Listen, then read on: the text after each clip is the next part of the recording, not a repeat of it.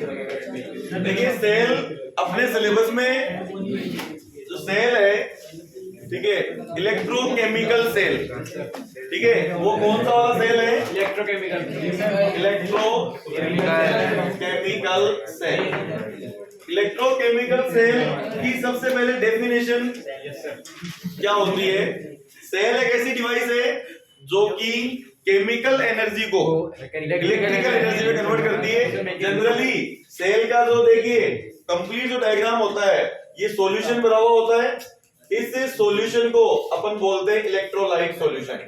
क्या बोलते हैं? इलेक्ट्रोलाइट बोलते हैं। इसमें दो क्या होते हैं? इलेक्ट्रोड्स होते हैं, ठीक है, एक कैथोड और एक एनोड, ठीक है। अब कौन सा प्लस होता है और कौन सा माइनस होता है? Anode plus cathode minus. Anode plus होता है, कैथोड माइनस, ये प्लस और ये माइनस। अब अपन क्या करते हैं, बार बार इस तरह का डायग्राम नहीं बना करके, ठीक है, अपन सिंपल एक इसका सिंबल बना लेते हैं। क्या बना लेते हैं? सिंबल। और वो सिंबल जो है वो क्या है? ये सिंबल साइलेंट। रियलिटी में जो केमिकल स्ट्रक्चर है सेल की वो ये होती है, ठीक है। Electrolyte solution, ammonium chloride, copper sulphate, कुछ भी आप भर सकते हो, ठीक है। और बार बार इतना बड़ा डायग्राम नहीं बना करके और अपन ये इसका सिंबल बनाते हैं। सेल और बैटरी में क्या डिफरेंस होता है? बहुत सारे सेल को अगर आप एक दूसरे से जोड़ दोगे इस तरह से, ठीक है, तो फिर वो क्या बचेगी? बैटरी। अब बात ये कि सेल की डेफिनेशन क्या है? सेल वो डिवाइस है, the device which convert chemical energy, जो केमिकल एनर्जी होती है उसको किसमें कन्वर्ट कर देता है? इनटू इलेक्ट्रिकल एनर्जी में कन्वर्ट कर देता है। उसी को ये अपन क्या कहते हैं? सेल कहते हैं, ठीक है। अब ध्यान दीजिए, हर सेल का खुद का इंटरनल अंदर का रेजिस्टेंस होता है। ये जो आयंस है, करंट कैसे जाएगी? देखिए, मान लो आपने यहाँ पे इस तरह से एक ये रेजिस्टेंस लगा दिया, तो करंट इस तरह से प्लस से माइनस ऐसे करंट जाएगी। इस सॉल्यूशन में से भी करंट पास होगी, तो इसके जो आयंस है वो करंट के फ्लो होने का अपोज करते हैं, ठीक है। तो एक रेजिस्टेंस क्रिएट करते हैं, उस रेजिस्टेंस को बोलते हैं इंटरनल रेजिस्टेंस। हर सेल का खुद का एक रेजिस्टेंस होता है, ठीक है। उस रेजिस्टेंस का नाम है internal resistance. Internal resistance of a cell. Cell का इंटरनल रेजिस्टेंस क्या होता है? देखिए, टॉपिक ऐसा है, इसका पीछे किसी भी टॉपिक से कोई लिंक नहीं है, सीधा स्टार्टिंग से भी पूरा अच्छे से समझ आ जाएगा ध्यान दोगे तो। सेल की सिंपल सी डेफिनेशन, ठीक है। ये डायग्राम केमिकल डायग्राम है, अपन बार बार इतना बड़ा डायग्राम नहीं बनाएंगे। जो भी न्यूमेरिकल सर्किट डायग्राम में अपन केवल सिंपल इसका सिंबल बनाते हैं। सिंबल में जो बड़ी वाली लाइन होती है वो प्लस को रिप्रेजेंट करती है और छोटी वाली माइनस। बहुत सारे आपने बना दिए तो एक बैटरी हो जाएगी, है ना। इंटरनल रेजिस्टेंस किसे कहते हैं?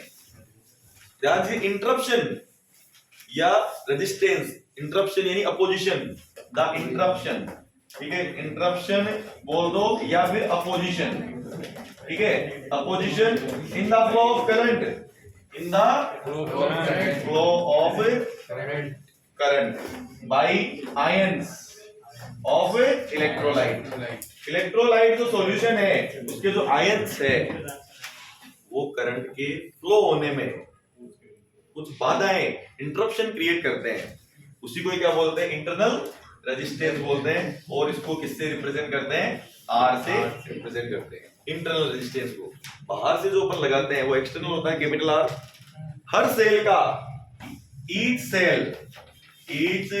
सेल हैज इंटरनल रेजिस्टेंस, क्या? आर। आइडियल है तो नहीं होगा। और आइडियल सेल, कौन सा सेल आ जाए? आइडियल सेल आ जाए तो उसका इंटरनल रेजिस्टेंस 0 है। बट रियलिटी में आइडियल कुछ होता ही नहीं है, ठीक है। अब बात ये कि इंपॉर्टेंट जो पॉइंट आता है जिसमें क्वेश्चन पूछे जाते हैं कि ये इंटरनल रेजिस्टेंस किस किस पे डिपेंड करता है ना। तो टॉपिक है factors affecting internal resistance of cell. Internal resistance को अफेक्ट करने वाले कौन कौन से फैक्टर्स है, कोई बता सकता है? Concentration. ध्यान दीजिए, कंसंट्रेशन है ना, distance between electrodes, area, dipped area, कितना एरिया डूबा हुआ है ना। तो देखिए सबसे पहला है कंसंट्रेशन, ठीक है, कंसंट्रेशन ऑफ इलेक्ट्रोलाइट सॉल्यूशन। जो इलेक्ट्रोलाइट अपन मिला रहे हैं, अगर ज्यादा मिला दिया तो इंटरनल रेजिस्टेंस ज्यादा होगा या कम होगा, ये बताइए। ज्यादा मिला दिया तो ज्यादा आयंस प्रोड्यूस होंगे और ज्यादा रेजिस्टेंस ऑफर कर देंगे, यानी कि इंटरनल रेजिस्टेंस जो है वो C की डायरेक्टली प्रोपोर्शनल होता है, ठीक है। दूसरा पॉइंट, सेकंड, ध्यान दीजिए, distance between electrodes, distance between electrodes, electrodes के बीच की डिस्टेंस ज्यादा होगी तो करंट को ज्यादा रेजिस्टेंस का सामना करते हुए आना पड़ेगा, ठीक है, यानी कि R directly proportional to D। Important है ये जो अपन पढ़ रहे हैं, ठीक है।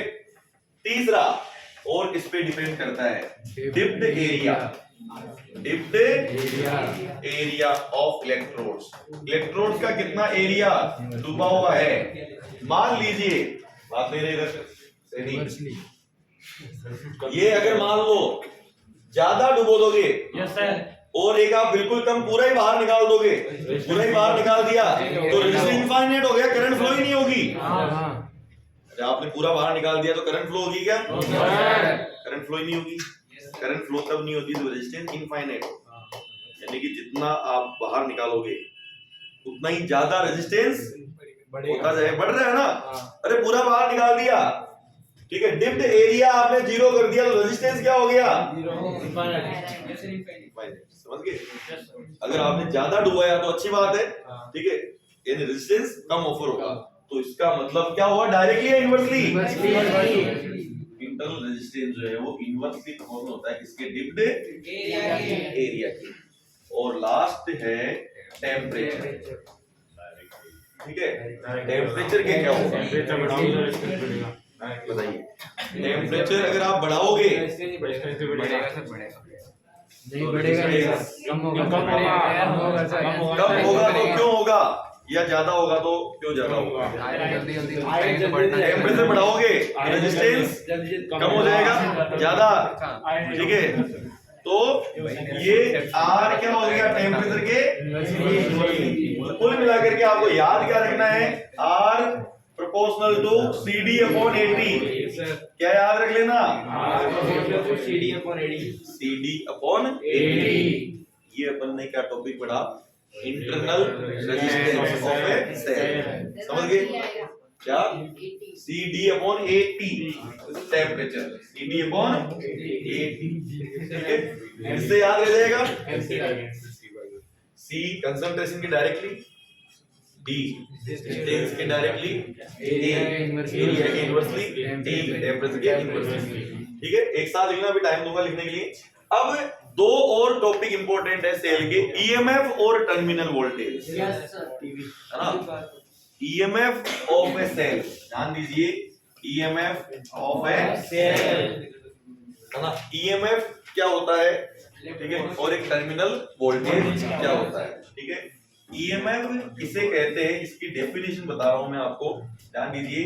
The potential difference between cell, ठीक है, in open circuit, in open circuit. अब बात ये है कि ओपन सर्किट क्या होता है। ओपन सर्किट को ब्रैकेट में लिख रहा हूं, current is not flowing through cell, cell से कोई करंट फ्लो नहीं हो रही है। मान लीजिए जैसे ये एक सेल है आपके, ठीक है, घड़ी में इस तरह का सेल होता है, ठीक है, कितने वोल्ट का होता है घड़ी का तो सेल होता है 1.5, ठीक है, 1.5 एम्पीयर, ये प्लस होगा और ये माइनस होगा। तो जो वॉच में सेल होते हैं 1.5 वोल्ट के होते हैं, वो 1.5 वोल्ट क्या है, उसका EMF है या टर्मिनल वोल्टेज है। देखिए इस सेल को सर बिना उसमें लगाए, ध्यान दीजिए, इस सेल से कोई करंट फ्लो नहीं हो रहा है, कोई करंट फ्लो नहीं हो रहा है, यानी कि आपने इसको अभी तक घड़ी में नहीं लगाया है, और एक वोल्ट मीटर लेके हाँ। और उसको प्लस माइनस से आप चेक करोगे, जो रीडिंग आएगी वो 1.5 आएगी कि पूरा आप नया खरीद के लाए हो तो, है ना? तो यानी कि अभी तक इससे कोई करंट फ्लो नहीं हो रहा है, करंट फ्लो कुछ में नहीं हो रहा है, ये सेल ओपन सर्किट में है, क्लोज सर्किट में नहीं है। तो इसके दोनों सिरों के बीच में जो आप वोल्टेज मेजर करोगे वोल्ट मीटर लेकर के प्लस माइनस को चेक करके, ठीक है, तो उस वोल्टेज को आप पीडी बोल सकते हो, पोटेंशियल डिफरेंस। वो क्या है, उसको होगा उसका ईएमएफ, यानी वो ईएमएफ होगा एक तरह से। Yes sir. जैसे इस सेल का जो ईएमएफ है फॉर एग्जांपल वो कितना आ गया, 1.5 वोल्ट आ गया, ठीक है। यानी जब तक सेल को आपने कहीं भी नहीं जोड़ा है और उस कहीं भी नहीं जोड़ने वाली कंडीशन में अगर आपने जोड़ भी रखा है तो की नहीं लगाई है, ठीक है, ये की आपने नहीं लगाई है, की ओपन है, ठीक है, की हटी हुई है, तो क्या करंट फ्लो होगी क्या? नहीं होगी, करंट फ्लो नहीं हो रही है। अब आप इसके प्लस और माइनस का वोल्टेज मेजर करो, पोटेंशियल डिफरेंस मेजर करो, वही क्या है, ईएमएफ। समझ गए? अब देखिए टर्मिनल वोल्टेज क्या होगा, क्या terminal voltage of a cell, cell का टर्मिनल वोल्टेज किसे कहते हैं, इसको V से रिप्रेजेंट करते हैं। बिल्कुल इसकी जस्ट अपोजिट डेफिनेशन हो जाएगी, क्या हो जाएगी डेफिनेशन, देखो, the potential difference between cell in closed circuit का मतलब करंट इज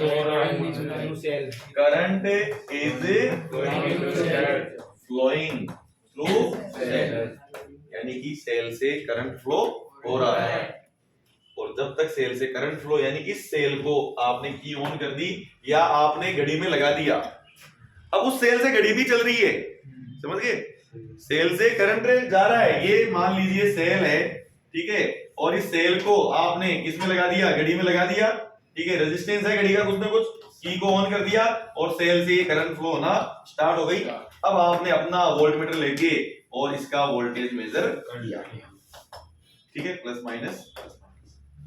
अब जो रीडिंग आएगी वो क्या होगी, क्या कहलाएगी, टर्मिनल वोल्टेज। और टर्मिनल वोल्टेज है वो उससे पहले वाले से थोड़ा कम ही आएगा, ठीक है।